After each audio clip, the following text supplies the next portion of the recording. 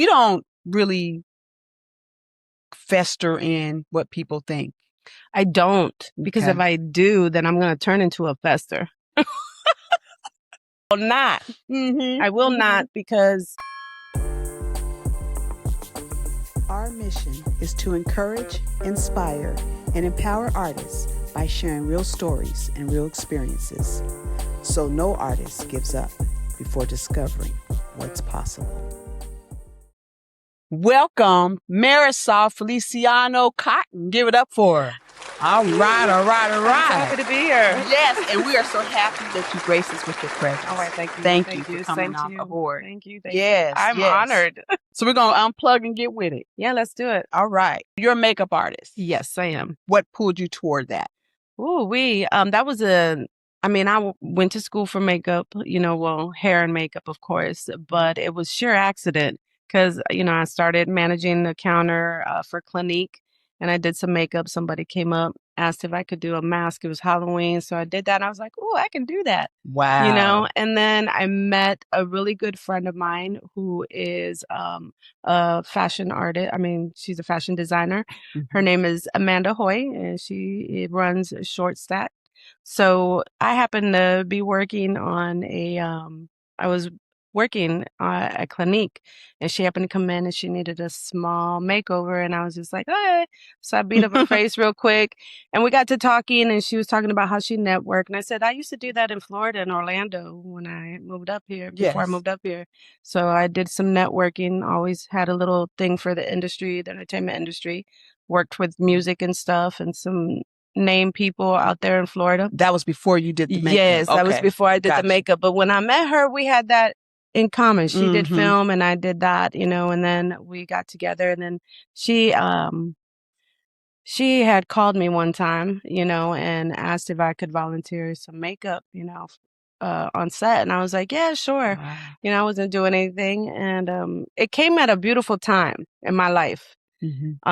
So once I got on set, it was nature. It was so easy for me. It was like second nature, right? Or first nature, whatever. But ever since then, I started doing makeup, and I guess everybody liked my work. Yeah. And boom, boom, boom. And then before you knew it, I started doing special effects by sheer accident as well. And so it wasn't just beauty. It was actually, I developed a special effects that I did not know I had. And I fell in love with it. And then before you knew it, I've been working in film since the last, almost 14 years. So you never knew you had that skill? No. But what about when you did your own makeup? It was just, to me, it was just putting makeup on, or putting, touching somebody's face. It was never something that I intentionally wanted to do. My goal was to be more of an actress or, work in music and stuff like that. I loved that. Yeah. And then when it came down to makeup, I had no clue that I could actually do that.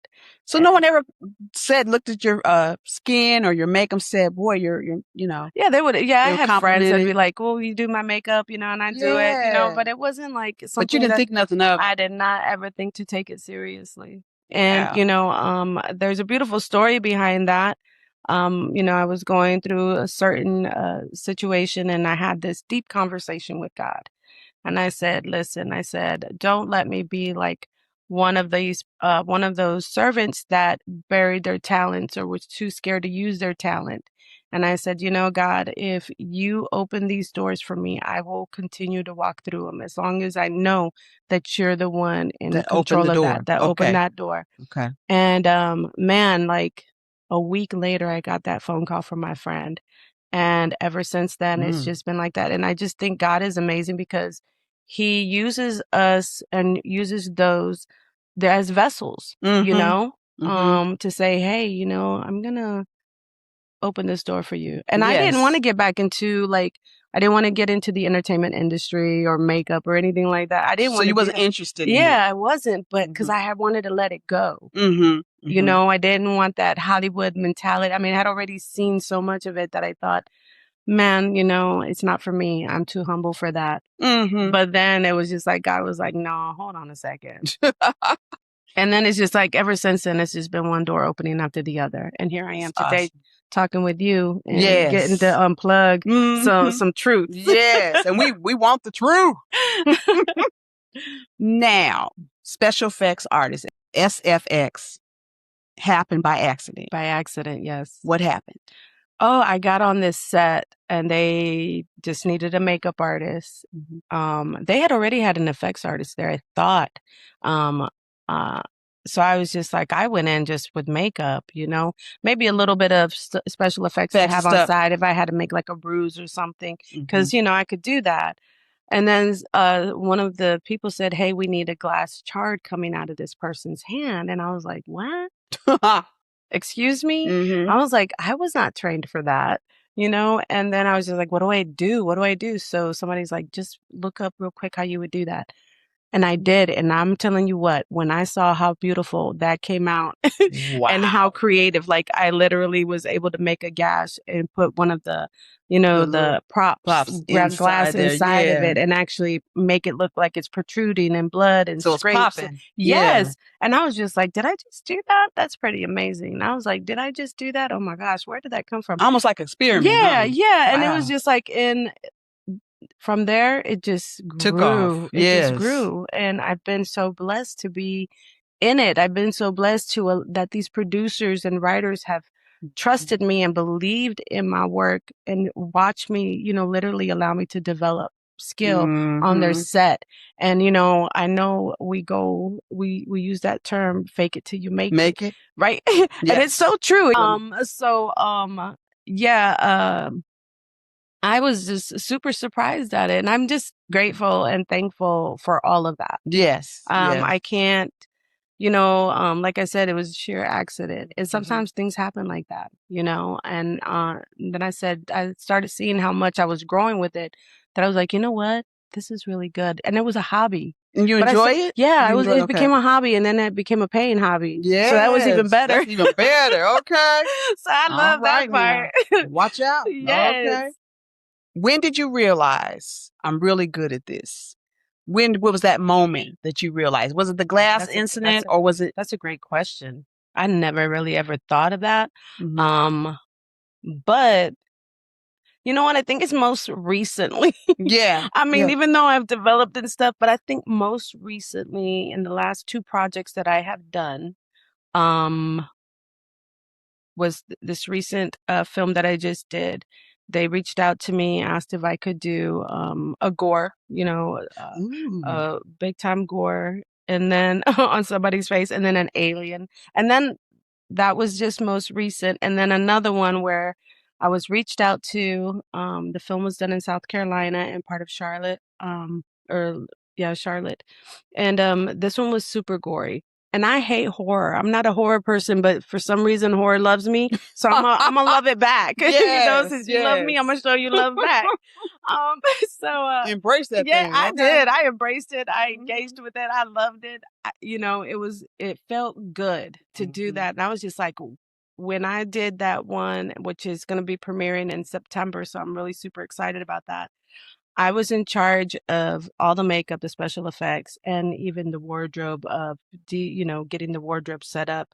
Because when I got the wardrobe, it was super clean and pretty, but this was a horror, so I had to make it bloody and nasty. And the wardrobe. Wardrobe. Okay. So right then and there, when I started seeing everything come together, that's when I said, wow, I just did that. You just did that. And I brought everything to life that the writer, the producer wanted on the cinematographer.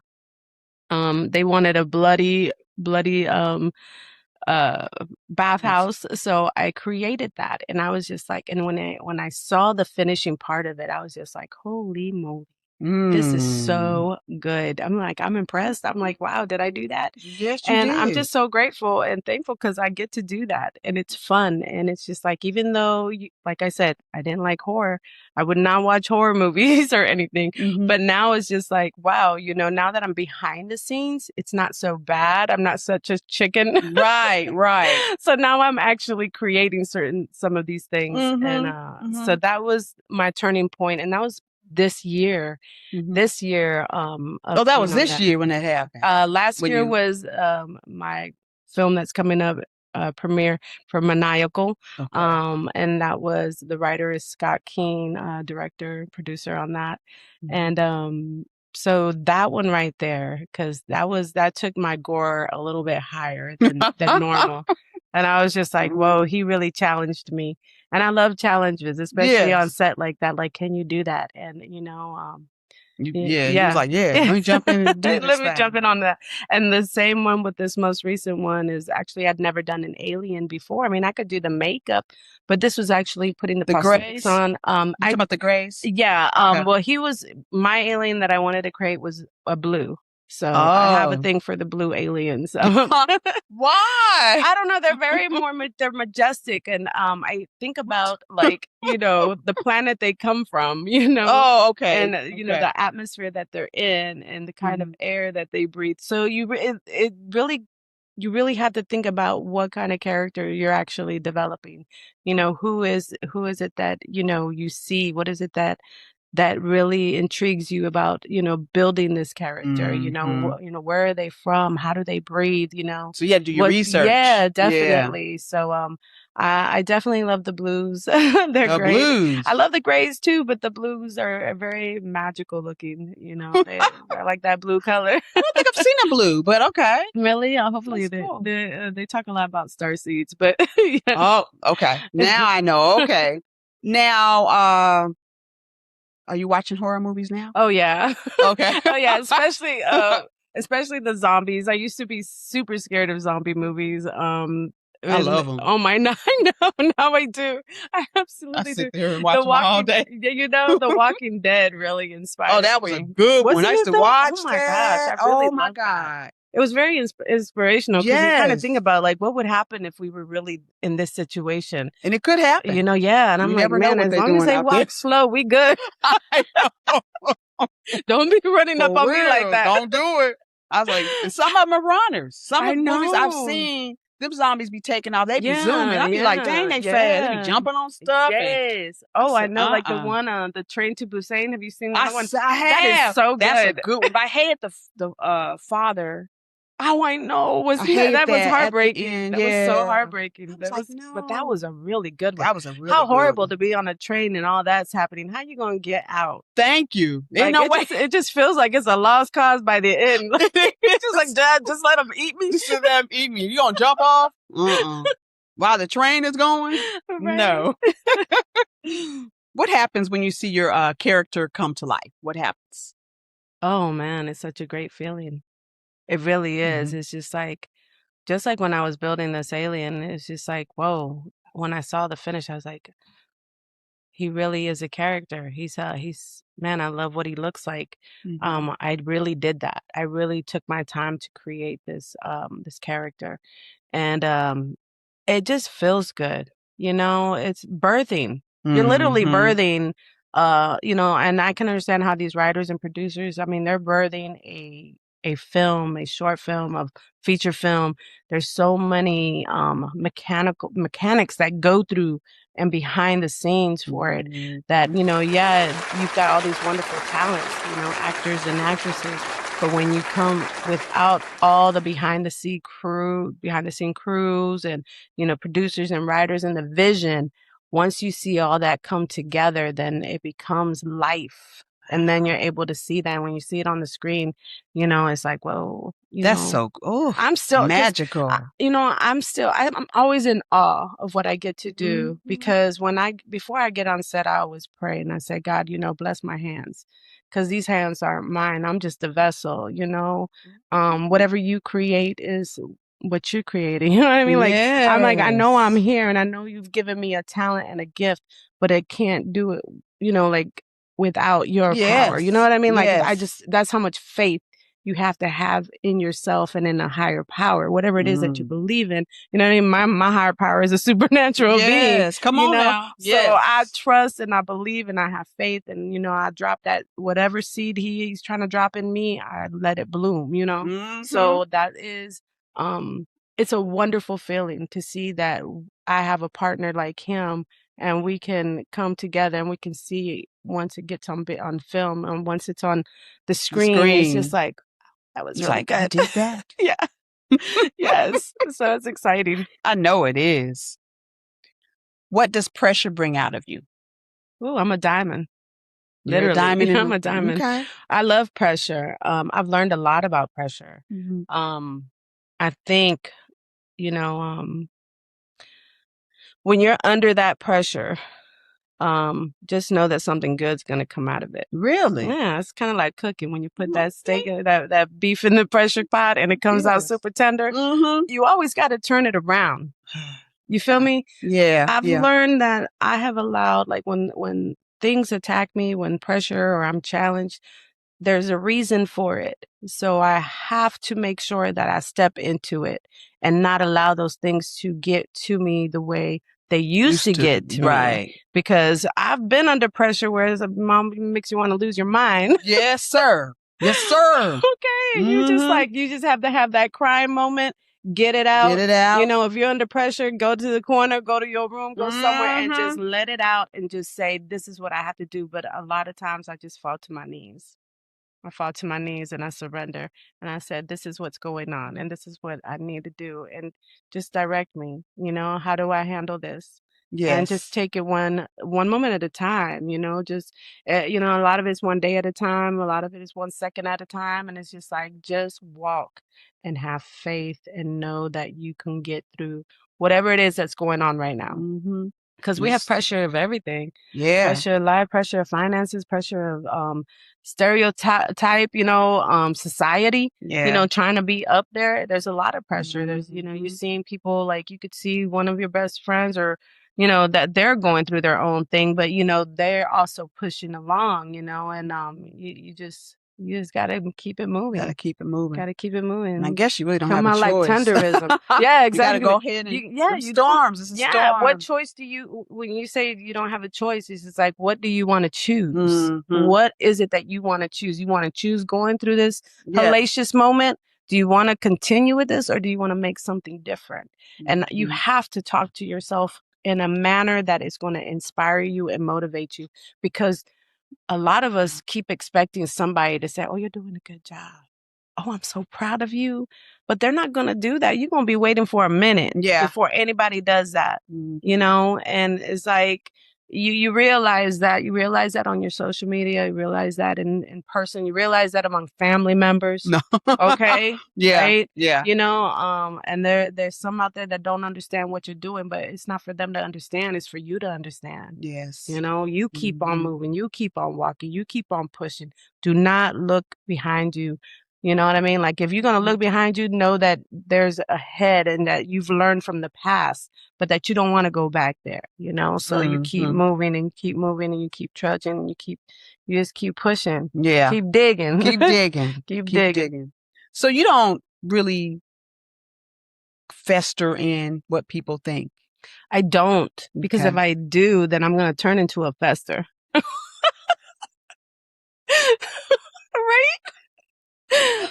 I don't. I will not. I will not, because how many times have we've allowed ourselves to do that? I know. How many? It's not fun. No. Then you start feeling miserable about yourself, and you start feeling like you can't do anything.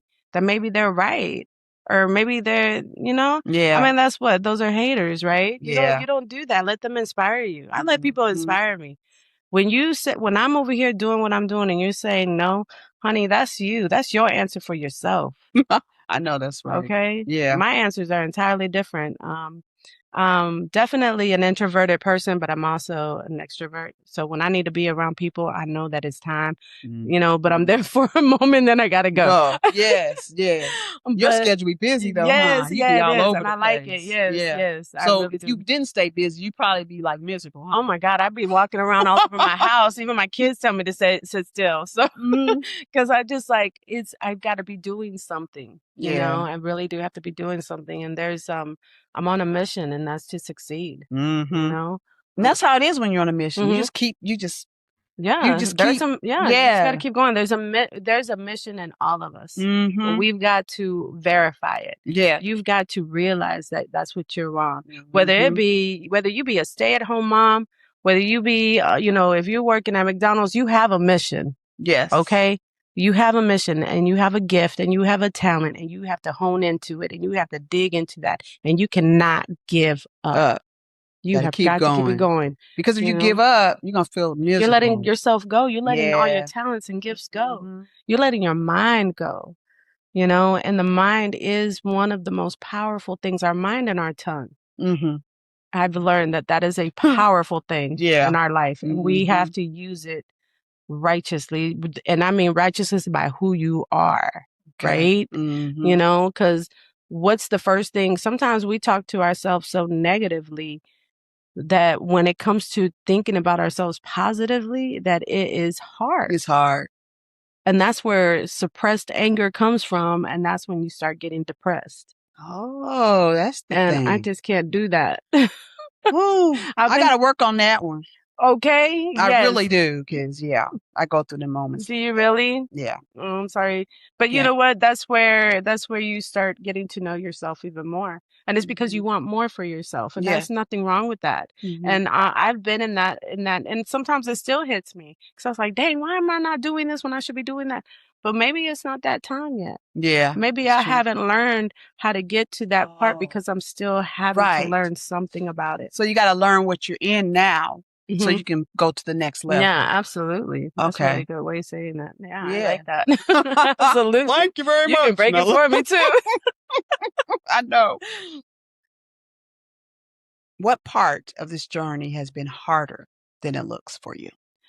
Ooh, man, sacrifices. What kind of sacrifices? Ooh, the timing with my kids, financial, because there's a lot of investing. There's a lot of energy. And you've just... like your finances, because you've got to invest. I mean, to make money, you got to spend money, right? And a lot of things don't come free. And being a single mom of, I've got 5 children. I've got a daughter that lives in Florida. You do not have no 5. I do. I've got 5. And look like that. Thank you so much. Beautiful. You're so sweet. Thank you. Wow. No, that's awesome. Thank you so much. Yeah. But I think right now is sacrificing a personal relationship too. Like, pretty much it's just like being in love with my craft, being in love with myself.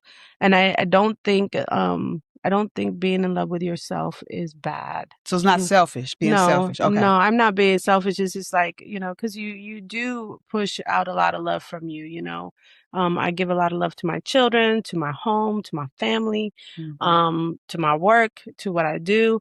And it's just like, man, let me love me a little bit more. Let me find myself. And I think because I've done that, I've been able to grow in my skill and craft and say, wow, you can do these things, So other than that, I mean, I like that.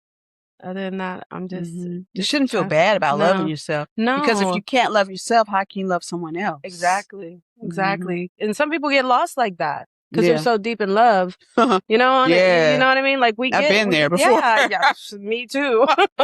Truth be known, okay. Because it's naturally for us, especially women, we naturally are submissive. Yeah. We naturally Are we supposed to be that way? I don't know. Like, I mean, I feel like, but I feel like there's a certain amount, right? Because sometimes it can overtake you and you can get, what's the word for it? Kind of like it can be, you can get stepped on. Yeah. Sometimes, Yes. And sometimes you can lose yourself in so much of it that you forget to be who you're supposed to be. And that's right. And I think that was that happens. Yes, it does, because that was my deepest conversation with God. Even though I was going through certain things, I had lost myself because, I mean, mind you, I was a stay-at-home mom. I knew everything. I loved it. I was fine. I'd worked before and everything, but then I was like really dedicating myself to home. So I call us home engineers when you're a stay-at-home, not mom, right? Because I like that. You engineering the home, right? Real. And a lot of times it's bypassed about what a woman does in the home. You know what I mean? There's so many hats that we do carry. Yes. And it's just like, the last thing you want is, you want everything to like succeed in your relationship and stuff. But then sometimes there's that moment where this isn't working and this person isn't happy anymore and it's making me unhappy and I don't even know who I am anymore. How do we handle this? You got to think about your loved ones. I had to think about my children. Like, all of this is affecting what's going on. I'm lost. But I think that was my turning point. And I was just like, you know what, God, I said, I know you created me for something better. And I said, I know I can do this. I can handle this. I said, I feel like I've already accomplished this. Let me do something else.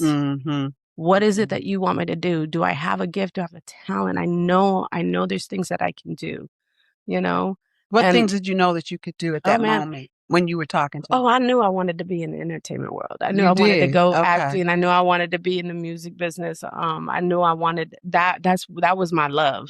That is my love, and I've always been interested since a little girl. Yeah. So it wasn't like let me just be an actress. It was something you always had in you that you wanted. Yeah. Yep. And I adored the industry. I just loved it. I loved the entertainment. I loved everything about it. And I was just like, and I wasn't expecting it because I did, I moved to North Carolina not to be in it. And then all of a sudden, boom, it happened, but it took its time. So you was an actress first before you went into makeup? Yep. Wow. Isn't that something? Yeah, I did. Oh, you brought something for the shadow box. I did. Okay, what did you bring? I did. Where did I put it at? Here it is. All right, so I like to write a lot, and I've always written poems and stuff, but I also I'm a big firm believer in affirmations. So there's a lot of things that I've always instilled in my mind and my heart, my soul. So this letter goes to you, to your shadow box. My favorite number is 13. So we sealed it with some wax. Wow. This is a personal letter to your shadow box, to you, to anybody who wants to open it up. But these are words that have given me drive and have pushed me to who I am right now and to who I'm going to be, because I know that I'm right there with my higher self, and I believe that we have a higher self and we just have to tune into that person, Yeah. And this starts off with that. And there's a red handprint on the back that represents the lost indigenous women that have been kidnapped. So, and on my sets, I usually have a bloody hand. So I always show that, so I wanted to put that on there. This letter was made with blood, sweat, and tears, and a lot of love in my words. And so I wish you the best with it. I don't know. Thank you, Token. I bet you guys want to know what it says. It probably, I hope you guys do.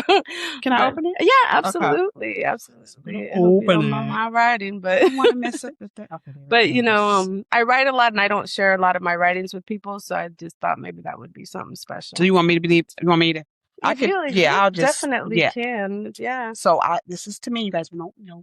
It's mine. Okay. Thank you. You're welcome. Why are you so private? I protect my energy, and there's a lot out there that sometimes, I love a lot of people that I associate with, my very close friends and even people in the industry, but I'm very private because I've always been that way since I was a little girl. Okay. I've always kept to myself. I've always been observant. I've always and not even to judge, but, just observing the world from the day that I realized what the world was. Yeah. And I've always just been quiet. I've always been a quiet individual. And there was a point where, I even had to be like, how do I finally use my voice? I have so much inside me. People that are quiet and that are to themselves have a lot of passion and words inside them that they just want to just throw them up. You know what I mean? And I'm the same way, but a lot of those private moments I spend spiritually, connecting and just thinking and, really trying to find myself, because sometimes you can be with there's people that, and I don't even it don't bother me. I know there's people that being around a lot of people. Mhm. I'm just not that way. I'm just like, even with my close friends, they'll be like, can we go do this? Can we do this? Yeah. I think I got stuff to do. So you can count on one hand. Oh God, yeah. Yeah. Oh gosh, yeah. It's really only 3 people I really Yeah. associate with. Mhm. And all 3 of them know. Yeah. But you got to be careful. Yes, you really do. You know who's in your space. Yeah, you really know. do. Of course, I have my own sisters and stuff. Like I have a baby sister and I've got 2 little younger sisters that I'm close with, you know, especially the youngest. But then, you know, there's 3 friends that I have that pretty much know that I'm like this, you know, especially one of them. She knows I'm like this. She don't even mess with me. She already knows. She knows. She just calls me whenever she comes into town. I'm in town. You want to get some coffee? Sure. She better call first. Exactly. Don't you show up on my doorstep like that. Don't do it. Unless it's emergency. That is hilarious. Because I remember it was a documentary I was looking at about Michael Jackson. It was one of them podcasts. I can't remember. But his bodyguard was on there. Yeah. And, you know, they were talking about Mike. And so he was like, yeah, his father came to see him. And Michael said, is he on the schedule? Is he on to be, you know, to yeah, come? For real. And he said no. Oh my and God. He said to make an appointment.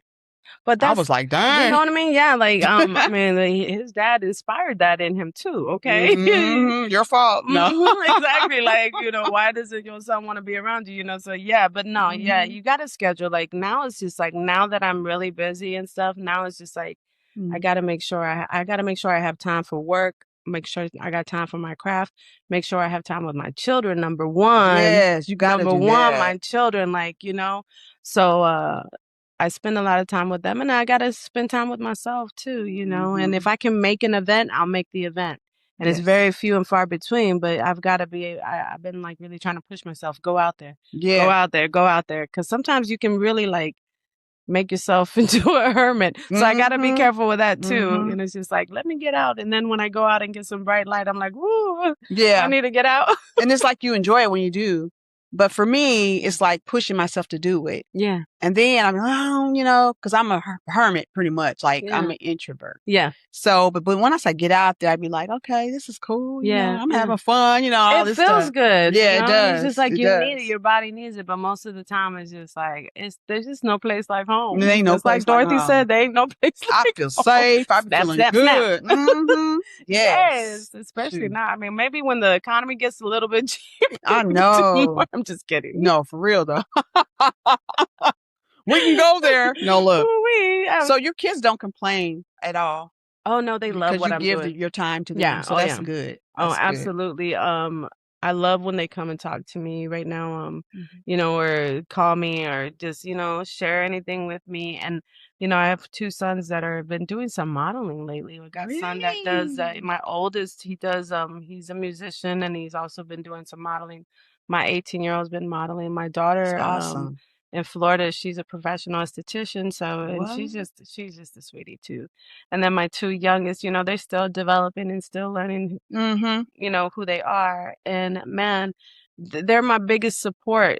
They're my biggest support. And my oldest, God bless him, because he's been there a lot for me. When I have to leave town or leave the state, he'll like, you know, he'll be like, Mom, don't worry, you know, he got the kids, you know, and then it's so awesome. That's good. And they're all like, you know, my son is 29. He's the oldest. Oh, you got a 29-year-old. She don't look like she have no 29-year-old. Stop it. I told him to slow down. He turns 30 this year. I'm letting him know. No way. He turns 30 this year, and he told me, Mom, I'm turning 30. And I said, dang, boy, slow down. Yeah, I know. I said, why are you trying to reach up to my age? Hold up. Trying to rush. Take your time. But do it right. No. Exactly. You like, can do it. No, okay, we can do it. Exactly. No, yeah. But it's funny. It's funny to see them getting older. And my daughter's like, I'll be 25, Mom. I said, I know. But you look 17, girl. Don't even sweat it. I know that's right. Quit thinking about age. I know. Yeah. Don't even think about it. Don't think about age. I try not to think. My kids be reminding me, and I'm like, who in the world is telling you to remind me though? Like, I know how old I am. Don't you hate when somebody come, they ask you that? Why is that so important? It is, They're right? so rude. Yeah, they why? really want to know. Some people, I mean, even like, I work in sales too. Okay, I'm a very busy person. I work in sales, and they'll sit there and they'll be like, and I guess I blow their mind because I'm talking about stuff back in the 70s or something, like, or what? the 60s, and like old music and stuff, and they're like, well, how old are you? Because, you sound young. And I'm like, I really don't want to tell you my age. No, we ain't doing Let's that. just keep it like that. Yeah. Just know that I'm alive. Alive and kicking. Alive and kicking, baby. We running out here. Now get gone or you're going to get kicked. No, look. Who did that little girl see in you? Oh, man. I love that question. Because that's where it all... Yeah. Yeah. Oh, yeah. I think from, I want to say when I was like 10 years old, I really started hearing more from my higher self. I started seeing, and maybe they were just whispers from God as well. But I really connected with my higher self, and I looked back at that little girl and what she wanted to do. And I kept hearing there was a voice. And sometimes I think my higher self now is actually whispering to that little girl to this day, because I catch myself going back to those moments and saying, I'm here, I'm protecting you. You about to take over the world, girl. You know what I mean? You're that little, because, when I started hearing that higher self, I was 10 years old. We lived in New York. My parents, we were a migrant family. My parents worked the farms. They worked the cabbage farms and everything. So there was a lot of bullying that I experienced. And I was very quiet. Kids can be mean. Oh, my God. When I say yes, and, it was so funny because I can still see the road that we lived on. It was a dirt road, and, and I'd go wait for the bus, and here come this big yellow bus, and you could just see the smoke behind it, from the dust. And I just remember hearing, you're going to do something great. You're going to be great, Marisol. Wow. And I would just look around me, and it was just all fields. Cabbage fields, and you couldn't see it then. Yeah, I couldn't see it. I was too young, I didn't know, but I could hear a voice in my head saying that you were going to do something great. Yeah, and whether it been when I was a teenager or in my middle age or now, that journey has been like, there was a reason for that journey. There was a reason for the bullying. There was a reason for me to be where I was. There was a reason to be a part of a family that I saw struggling in, but still love and happiness, and even though we came from that part of life, that migrant life of traveling from state to state, working on fields, to trying to find work, going from Florida to up north to New York, all of that inspired me. So I have my other handle on Instagram is Lady Redmond. And the reason is Redmond comes from the road, Redmond Road, which I lived on that cabbage farm. So that right there, I always wanted that to keep me humbled, because I knew, like, what, I'm going to work so hard and I'm going to make my dreams come true. And whatever that little girl saw, I want her to know that, what, this is where we're at, baby. That's right. This is what you've earned, and you're going to keep going, and you're not going to stop, because this is where you're supposed to be. You have a passion, a love, you have an energy that just can't be slowed down. I've come across so many things that probably should have taken my life since I was a little girl. And it's just like, that just proves to me to this day right now, as I sit here with you, across you, and sharing this with you, that, no matter what you're going through, and you look back to that child, whatever age it was, that you know that there was something special about you, or you knew that you wanted to fulfill something, don't let it go. Work hard for it. Don't let somebody take that dream away from you, because you can get lost. You can get lost in love. Yeah. And I did that, and I'm glad I was in love. It taught me a lot. But now that, that I've learned how to be in love with myself, and, be passionate about the things that I got, or the talents that I've been given, then there's no way I can let that go. Right. I don't want I don't want that little girl to forget that. Like, you're special. You've seen a lot. You've gone through a lot. You've been hurt a lot. and it's time for you to receive what you have been working so hard for. Yeah. Let your dreams come alive, you know, and only you can let those come alive because nobody else is going to bring them to you. Right. You know, right. You really have to work for it. And, you know, some people can wake up and be famous the next day, you know, but some people have to earn that. Earn it. And there's a reason it's so for it. easy for some people to. Man, I've asked myself that. I'm like, it's so easy for them. It's like every time I feel like I have to struggle for everything I get. Everything. Same. Oh my God. I could. Okay. Because I be asking the same thing. Why do I have to work even harder? Why do I have to struggle for it? But you know, I'm gonna be honest. A lot of the times I thought it was because of the color of my skin, you know, my hair, my nose. Could be. You know, I wasn't a refined woman. You know, refined young girl didn't have like that what they were looking for because there is a stereotype, you know, and it was just like, but I don't want to look like that. No. I want to be me. Right. I want to I want to stand outside that crowd. I don't, you know, or if I'm in the middle of the crowd, then let my hair loose because I'm going to shake it until they see it. Okay. Mm-hmm. So, yes. And you want to be yourself. You want to be authentic and be yourself. Yeah. Yeah. Be honest with yourself. Number one, be honest with you. Embrace yourself. Yes. Man, if there's anybody that you need to engage with you. Yeah. You know, get to know you. Like, I know I said I don't go out much, but like most of the time, like come Thursday when it's time to get off of work, I'm doing my thing. I go out to my patio, chill. You know, I might have a glass of wine, but you know, I party with myself, and it's just like I need to get to know who I am. I've been out there before. I've already gone out and done things by myself or gone these places, but it's like, you know, sometimes you got to have that quiet moment. You do. That's where I'm at too. Yeah. Just learning who I am. Yeah. You know. Yeah. I'm at that. And I don't know what. I'm glad. Yeah. Because I never knew. Mm-hmm. There's no age limit on it. Yeah. I think you get to know who you are every year of your life. And I tell my kids, so, you know, once they have a birthday, well, you're going to learn something new this year. You know, so just keep on that. You know, keep your eyes open. Be observant. Talk to yourself if you have to. You know what I mean? Yeah. Like really know who you are. You know, when things look dark, be that light. You know, because only light comes from darkness, right? So if you're in a dark space, guess who has to be the light? Because nobody's gonna come turn it on. Wow, you have to be the light. I'm gonna use that. Yeah. Go ahead. That's a good one. I like that one. What are you supposed to do with your gift, you think? Share it. For sure. Share it. Yeah.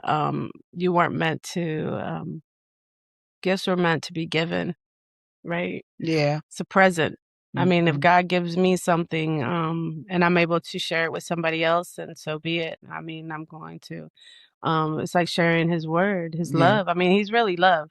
He is. It's sharing love. It's sharing his testifying for the great things that he's done for me, but you know, also walking and being that vessel and really learning and sharing the love that's been given to me from above. You know, sharing my gifts, you know, teaching somebody else or bringing them on. Right now, I'm getting to see some of my kids want to be with me on these sets, you know, or sharing that, you know, artistic way, or, you know, when I'm on set, you know, sharing with somebody else, you know, sharing life words, good words. But you have that too. You have that gift. You know, thank you. Sharing just love, pretty much just that love of everything, you know. If the world had more of that, man, it would be beautiful. We'd be kicking, boy. Are you kidding me? It'd be beautiful. You know, there's something in that letter there, and then a lot of, like I said, there's a lot of words that you put in that letter that I use for myself, especially when I'm in such a dark place. Do you have those moments? God, yes. Okay. Oh my God. I would never thought. Yes, I do. I have moments. There's been so many dark moments. There's been moments where I did not want to exist anymore. And, you know, God had a serious talk with me on that too, and this is something that, you know, what were you going through at the time? It was before I moved up here. I was going through, I mean, I think I was going through it since the age 13. where I was very suicidal and I did not want to exist. And, it was At just 13? Yeah, 13. What would a 13-year-old feel like that? I guess it's because I was comparing everybody that I was going to school with and how their life looked and how they had all the best of things and I didn't, and then, mind you, I went to it was a majority white school, suburban school. There was like a handful of, Latino kids and Black kids. It was just very small handful.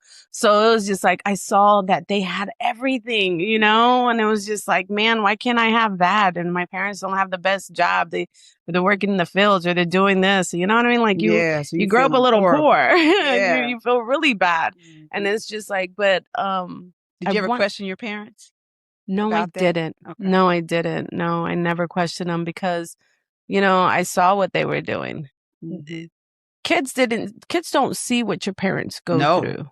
No. And I didn't understand what my parents went through, but I knew that we were struggling. I knew that there was struggle, but I knew that we were there and we had something. We had God, we had family, we had food that brought us together, So, it's just those things that, maybe, I didn't have the best home or the best house, or I didn't live on the best street.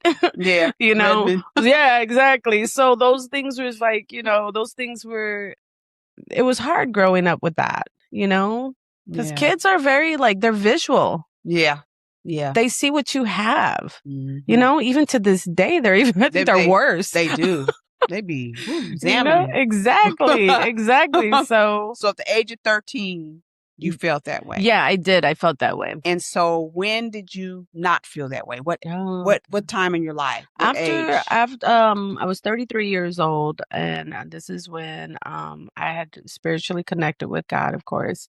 And then I was moving up here, and I was, like I said, I was in a very lost moment, and I did not want to continue with this life. And I figured, my kids, they have their dad, they can raise them. I don't need to exist. The kids were already here when yeah. So during that time you were already feeling kids. Okay. And so that morning a friend called me and she was like, "What are you doing?" She called me just in time. So that was good. Yes. She called me. It was on a Sunday too, and it was on Father's Day.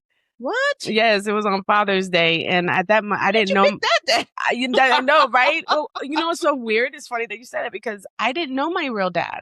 I had my stepdad, but I didn't know my real dad. Oh. And I was always I always felt like I needed him or I needed to know him, and I didn't know him. Mm-hmm. And so that morning, my friend called me because I had a breakdown the night before. And that morning, right before I was feeling horrible, she called me. She's like, "I don't know what it is, but I keep hearing your name in my head." And she's like, "God keeps putting your name in my head." And she's like, he's saying you need to come to church with me. And I was like, okay. What? I was stunned. I was stunned. I was like, what? Okay, fine, I'll go. So, I went. And that was the day that I gave my life to God and everything. And the lady that was praying over me was saying, she goes, "I don't know why I have to tell you this, but God wants you to know that He's your father." So that was powerful. Wow. I cried like a baby. Ooh, I would have been crying. I was crying because I didn't have nobody. I was alone. Yes. I was alone. I was alone at that moment because of everything that was going on. And it's just a deep story, and it's just okay, so that's what I went through. And then after that, God brought a lot of things to light for me and people that go through that. Yes. Yeah. And I realize now that when people that go through that, it means that they have a great blessing coming. Mm-hmm. And when you have that blessing, your own enemy within doesn't want you to get it. Right. Don't want you to have it. Yes, because we fight our own inner demons. You've got to, there's a battle that we are fighting, and it's not just outside. Yeah. It's inside. Yeah. And you have our worst enemy. Yes. Mm-hmm. Yes. So you have to either make friends with them or you have to defeat them. Okay. Yes, for sure. So, that right there taught me to, just grow and not let my blessings go. That's right. That's right. Not let the love of, not let anybody else's issues or pain come onto me, because I had enough, Sometimes we carry a lot of burden, and Sure do. sometimes you can carry that as a young child, at a young age as well. And those are things. I'm sorry. No, go ahead. But you had to know, as you're growing from 13, that you mattered. Yeah. And that you were no longer in that, but you were still carrying it. Yeah. You didn't think you were good enough? Because I mean, you go back to the kid thing and everything, how they treated you. No, So I didn't know, because you didn't have that. There wasn't words shared like that. There weren't even though I loved my mom, yes. But growing up, there was too much going on. You're a kid, nobody really, you're like trying to really figure yourself out and know who you are. And, and it's like, I still was very quiet and loved living. But at the same time, there was things that it just made me sad and just broke my heart. And I just felt like just no good, and it's just like, and it's hard to explain that, why you go through that, why you feel that way. But, I'm glad I went through it, because it made me a better person. And I didn't let go of myself. I didn't let go of who I wanted to be, even though I was scared and lost, and I thank God for realizing that He's always been by my side. That there's always been something protecting me, maybe it was all three, the universe, God, and Mother Earth. There you go. I mean, I'm just going to receive it. Okay. all above. Exactly. So, but I learned, like, there's something special. And sometimes that enemy within or the enemy outside does not want you to receive that something special. And you have to know that it's there. You have to know that it's there for you. And if you feel it, it is there for you. Yeah. If there is a reason for that feeling, that means you're meant to be there. You know what I mean? Like, you're meant to go get that. You're meant to go do great things. So I tell my kids, if you see your higher self right now, what do you see? If you can see your higher self right now, what is it that you see? Do you see greatness, or do you see somebody that's not great? Right. And if it's not great, then we need to make a change. But if you see somebody great, then you better go after that higher self. Because that's what I saw. When I saw my higher self in 10th grade, and I was like, I fell in love with her. I was just like, I want to be like her. Yeah. Whoever that is that me, really? Yeah, that's who I want to be. I want to have that aura, that power, that integrity, that character. That's who I am. Yeah. And that's who I am. Yeah. So if you see it, that's who you are, And that's why I say, if you don't feel good about that higher self, then you need to make a change. Your higher self is supposed to be great. Wow. That's powerful stuff. Powerful stuff. What are you becoming? What am I becoming? I'm becoming soul face. I'm becoming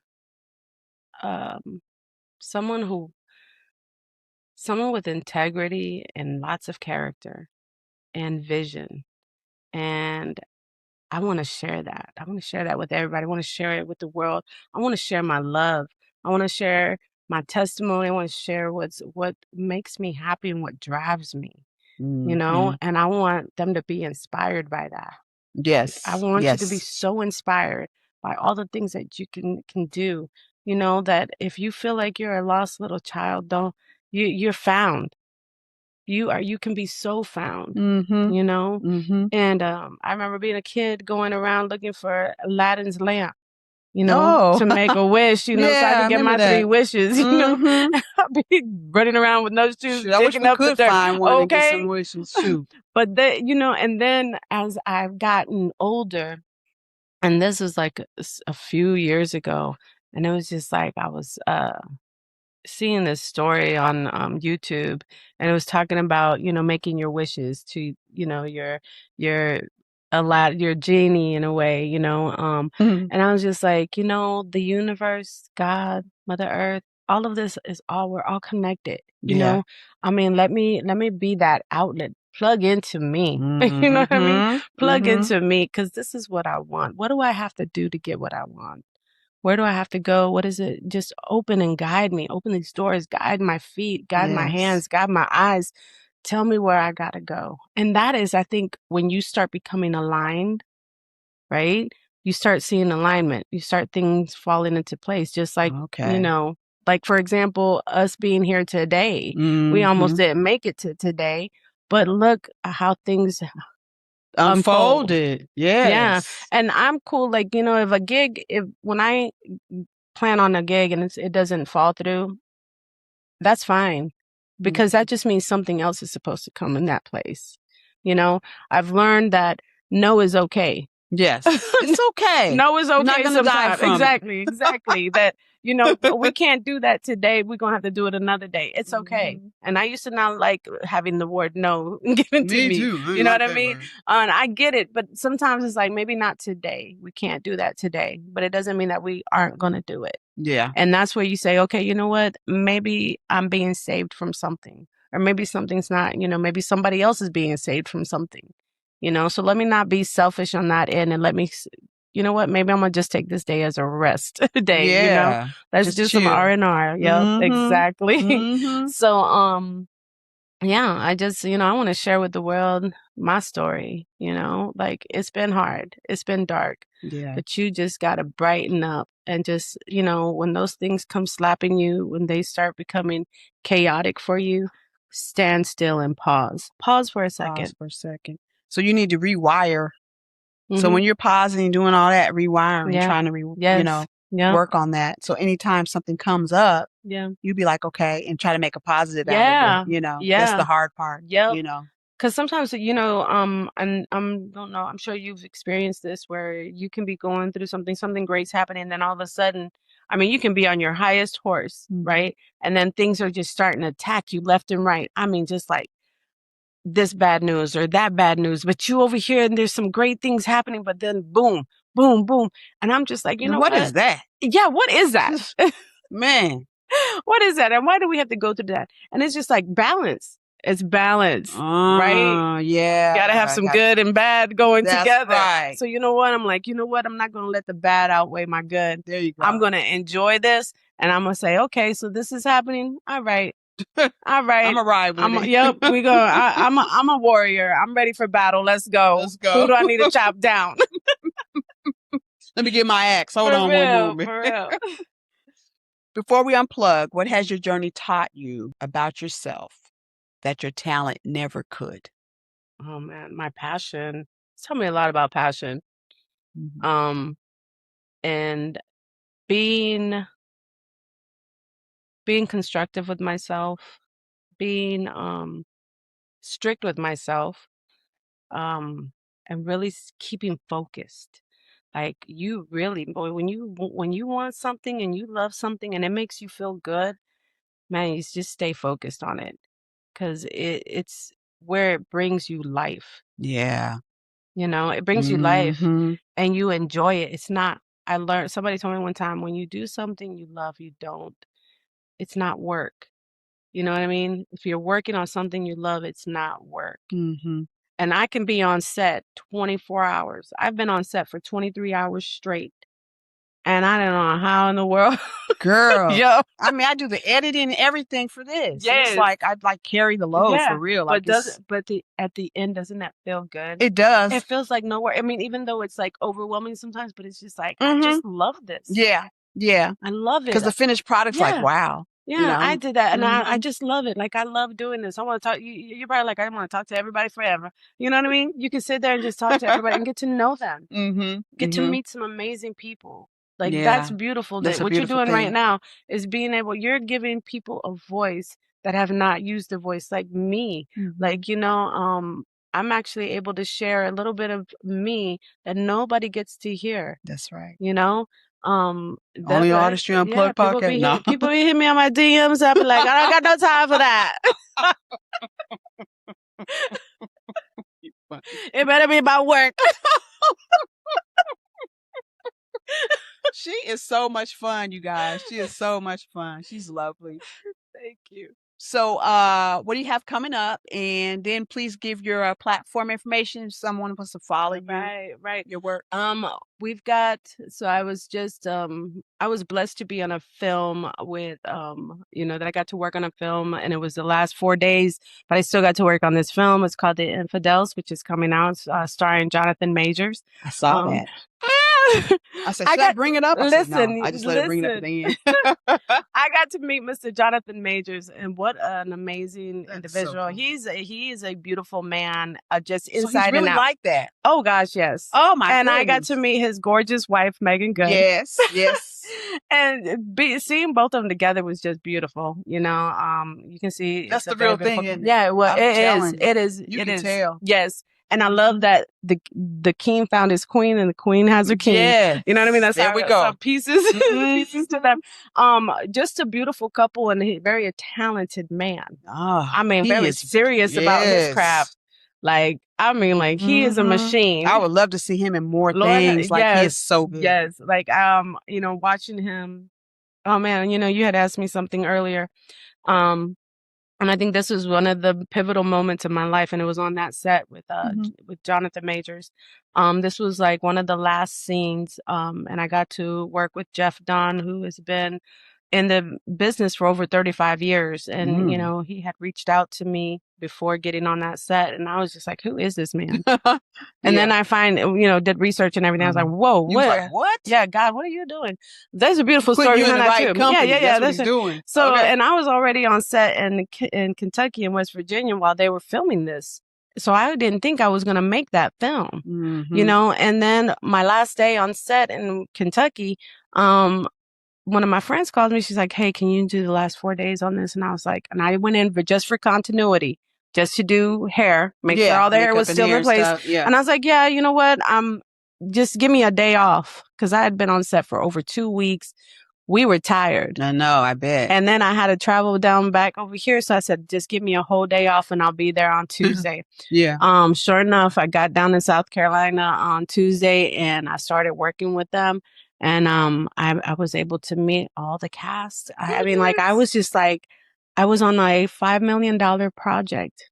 And that right there was so pivotal for me. And the last scene where, Jonathan Majors was, coming up to this huge helicopter. They had a helicopter that come out to a football field and landed, right? Mm-hmm. And one of the scenes was in that.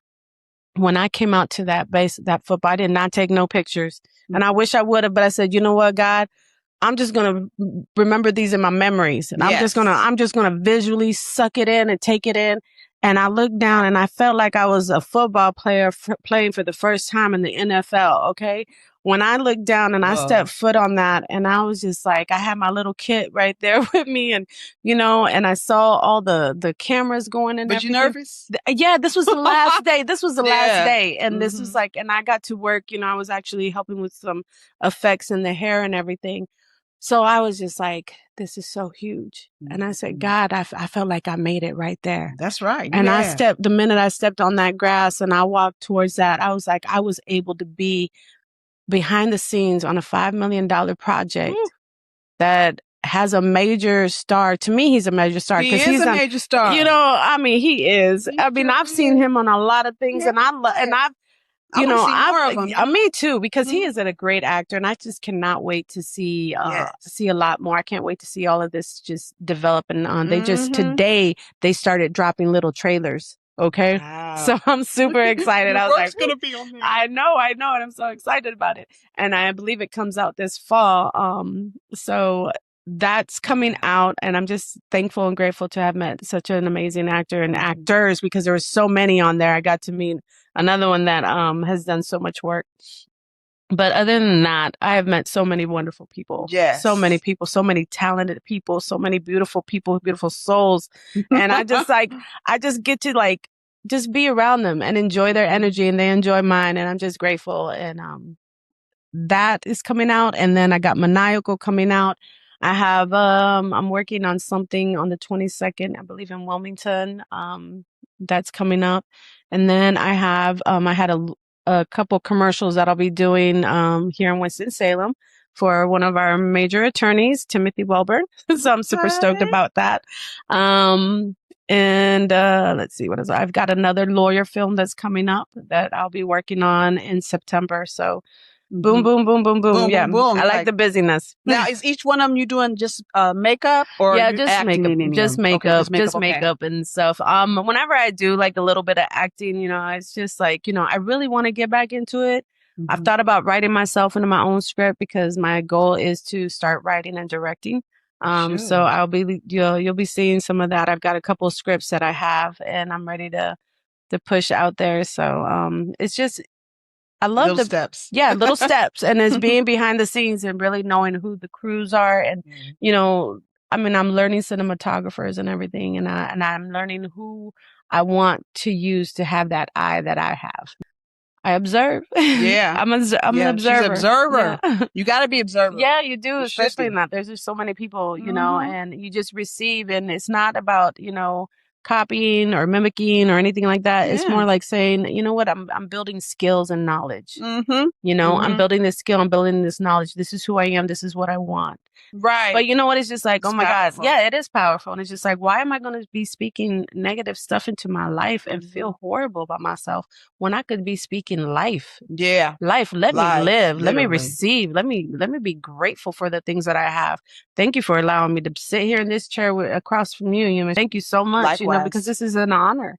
This is an honor to be sitting here speaking out and, sharing love, life, light, and all the things that make us a woman, make us a man, make us human. Now, where can they follow you? If someone wants to follow your work, you can follow me at Soulface Effects, Soulface_FX on Instagram, and then there is Soulface_Beauty on Instagram, and then there is Lady Redmond on Instagram as well. I do TikTok, and that's at Lady Redmond. I'm also on YouTube as Marisol Feliciano Cotton. You can also find me on IMDb for Marisol Feliciano Cotton, Soulface Productions. Thank you for coming on Artistry Unplugged podcast. The sky's the limit for you. It is. And you're just going to go higher and higher. Yep. I believe in that. Thank you. I receive it. And remember, the sky is limitless, right? Yes. So we should be. Yes. We should be limitless. So thank you so much for having me. It's been a pleasure. Yes. You've been a joy. Yes. It was wonderful. Sometimes the talent is what people see. The sacrifice is what makes the artist. Keep creating. Keep becoming. I'm Denise Michelle. This is Artistry Unplugged, where artists reveal their true colors. Until next time. Thank you.